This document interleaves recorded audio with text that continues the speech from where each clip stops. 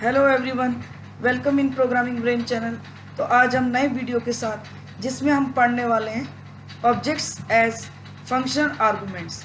Means function में object को as a argument कैसे पास करेंगे। अगर आप आज पहली बार मेरा वीडियो देख रहे हैं तो मेरे चैनल को सब्सक्राइब करें, लाइक करें, शेयर करें and also click the bell icon ताकि वीडियो अपलोड होते ही आपको नोटिफिकेशन मिल जाए और आप तुरंत वीडियो देख सकें। तो let's start objects as function arguments in C++। तो अब हम पढ़ने वाले हैं ऑब्जेक्ट्स एज फंक्शन आर्गुमेंट्स, यानी कि ऑब्जेक्ट को फंक्शन में एज आर्गुमेंट कैसे पास करते हैं और किस तरह से यूज किया जाता है। चलिए पहले इसको पढ़ लेते हैं, फिर प्रोग्राम बना करके समझेंगे। लाइक अदर डेटा टाइप, दूसरे डेटा टाइप्स की तरह ही an object may be used as a function argument. Yes, जैसे दूसरे डेटा टाइप्स वेरिएबल्स हैं उनकी तरह ऑब्जेक्ट को भी हम फंक्शन में एज ए आर्गुमेंट पास कर सकते हैं। This can be done in two ways, और ये हम दो तरीके से कर सकते हैं। जो हम ऑब्जेक्ट पास करेंगे दो तरीके से कर सकते हैं।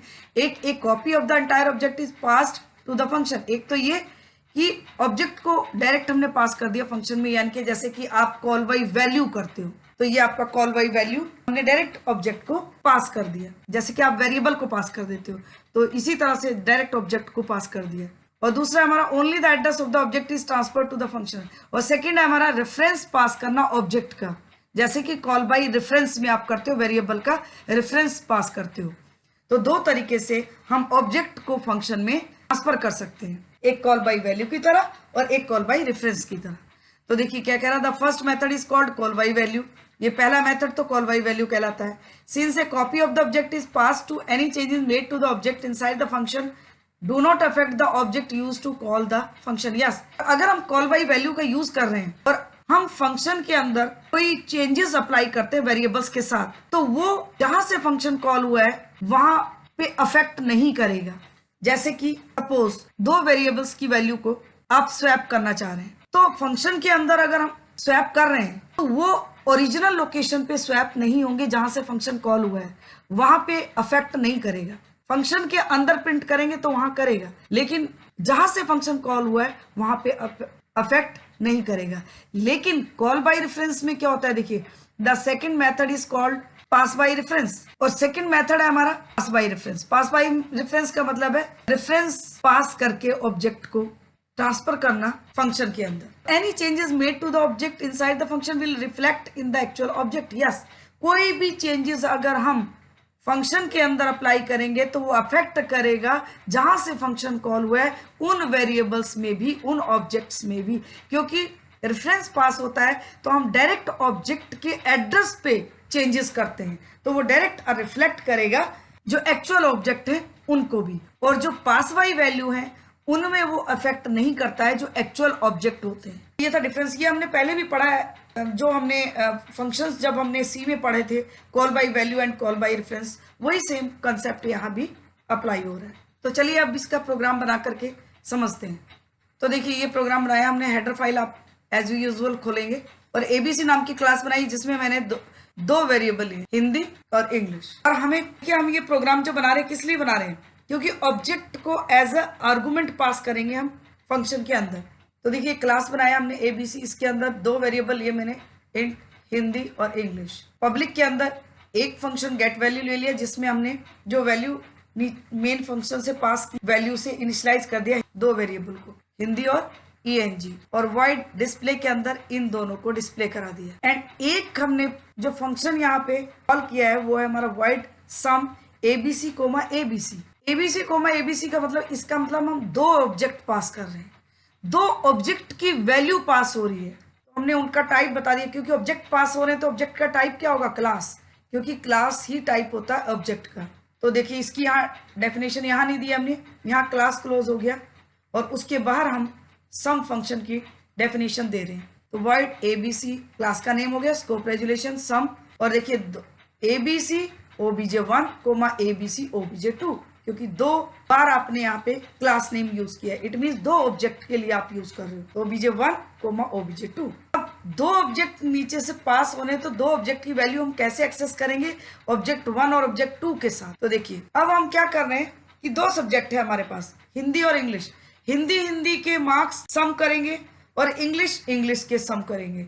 तो देखिए फंक्शन के अंदर हिंदी जो हमने वेरिएबल लिया है इक्वल टू जो भी obj1 नीचे से पास किया है, तो obj1 डॉट हिंदी, तो जो भी obj1 ऑब्जेक्ट की हिंदी की वैल्यू होगी उसको लेगा, plus obj2 dot Hindi, obj2 के वेरिएबल हिंदी की जो वैल्यू होगी उसको लेगा और इन दोनों को प्लस कर देगा, प्लस करके हिंदी वेरिएबल में ट्रांसफर कर देगा। तो देख रहे हो दो ऑब्जेक्टिव वैल्यू को ऐड किया हमने। एंड इंग्लिश में सेम, ऑब्जेक्ट 1 का इंग्लिश के मार्क्स प्लस ऑब्जेक्ट 2 के इंग्लिश के मार्क्स सम करके ENG में ट्रांसफर कर दिया और ये ब्रैकेट क्लोज हो गया। अब मेन के अंदर देखिए हम ऑब्जेक्ट बनाएंगे, पहले ABC, A,B,C, 3 ऑब्जेक्ट बनाएंगे ABC, और पहले A डॉट गेट वैल्यू, दो वैल्यू हमने पास कर दी 50 60, यहाँ ये 50 और 60 ट्रांसफर कर देगा हिंदी और ENG में।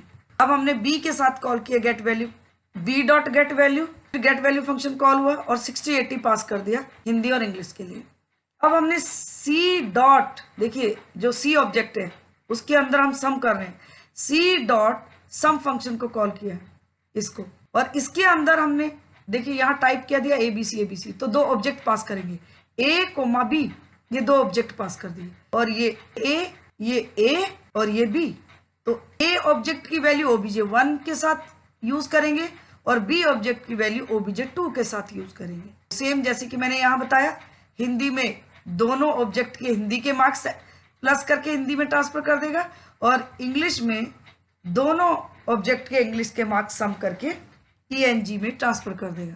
और नेक्स्ट यहाँ पे हमने डिस्प्ले यूज किया है, ये डिस्प्ले होगा, डिस्प्ले यूज करेंगे क्योंकि हमने डिस्प्ले फंक्शन लिया है A डॉट डिस्प्ले। अब डिस्प्ले फंक्शन को कॉल किया है A के साथ, तो A की वैल्यू क्या थी 50 60, तो डिस्प्ले में हिंदी 50 और इंग्लिश ENG की 60 प्रिंट कर देगा वैल्यू। इसी तरह B डॉट डिस्प्ले में 60 80 प्रिंट कर देगा क्योंकि देखिए 60 और 80 पास हो रहा है। और C डॉट डिस्प्ले में, यहाँ भी डिस्प्ले होगा आपका, C डॉट डिस्प्ले में क्या प्रिंट करेगा हिंदी और इंग्लिश को, इन दोनों का जो एडिशन करके आया है क्या प्रिंट करेगा यहाँ पे 110 हिंदी में, क्योंकि 50 प्लस 60 110 हिंदी का वैल्यू होगा, और 60 प्लस 80 140 ENG का वैल्यू होगा। तो ये प्रिंट करेगा 110 और 140। तो ये था हमारा कि देखिए ऑब्जेक्ट को एज अ आर्गुमेंट हम कैसे पास करते और किस तरह से डेफिनेशन में हम उनका यूज करेंगे। तो चलिए अब प्रोग्राम्स को रन करके भी देख लेते हैं। तो ये है देखिए हमारा प्रोग्राम जो हमने अभी एग्जीक्यूट किया है, इसको हम रन करके भी देख लेते हैं। तो सेम प्रोग्राम है, सेम मैंने इसमें आर्गुमेंट्स भी लिए हैं। आर्गुमेंट नाम की मैंने क्लास बनाई है, उसमें दो variable Hindi English, input data members को वैल्यू प्रोवाइड करने के लिए यूज़ किया है, डिस्प्ले वेरिएबल की वैल्यू को डिस्प्ले करने के लिए यूज़ किया है, और सम जो हमारा फंक्शन है उसमें हमने देखिए दो आर्गुमेंट यानी कि दो क्लास के नेम यूज़ किए, जैसे कि अभी हमने एग्जीक्यूट किया। क्यों?